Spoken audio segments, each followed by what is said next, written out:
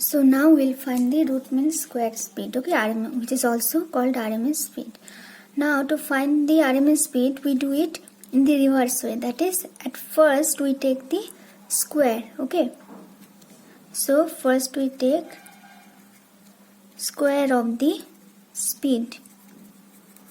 So we find out c square. Then we take the mean, okay. So then we take the mean, and then we take the root. So root of c square bar. So our RMS speed will be square mean root, okay. Actually root means square, okay, root mean square, but to find out, first we take the square, then the mean, then the root. This will be our RMS speed. Also it is written as capital, sometimes written as capital C, okay. So again, suppose there are N1 molecules, okay, moving with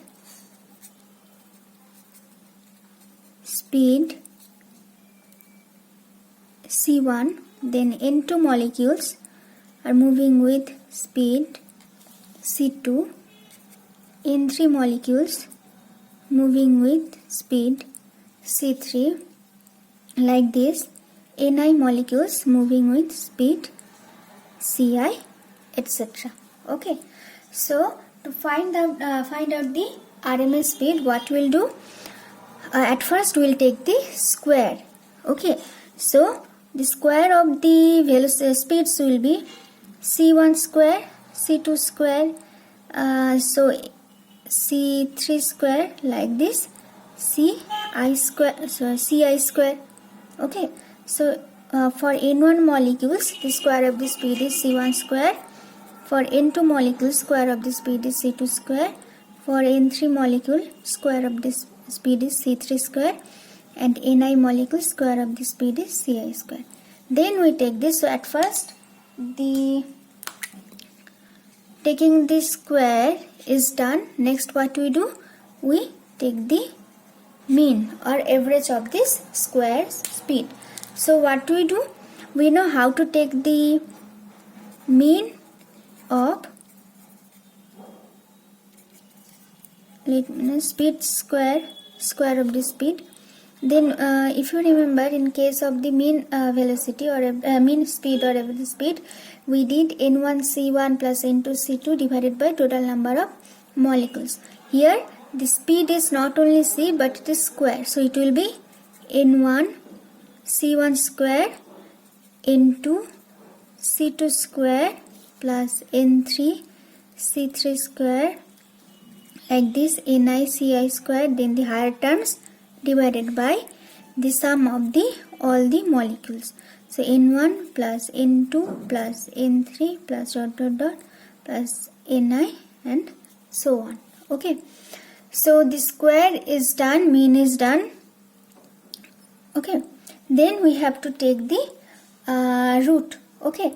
But at first what we'll do, we'll find out what will be the value of this mean of the square of the speed, okay. So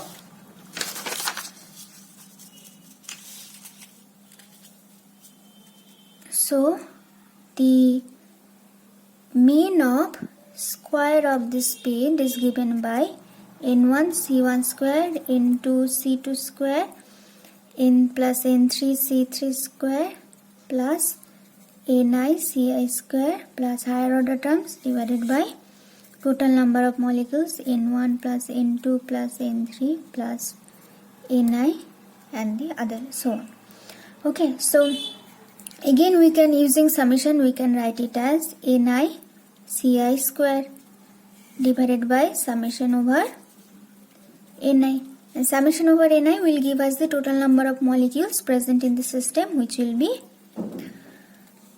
capital N, okay. So again you see, okay, so this is our square of the mean of the square speed, okay.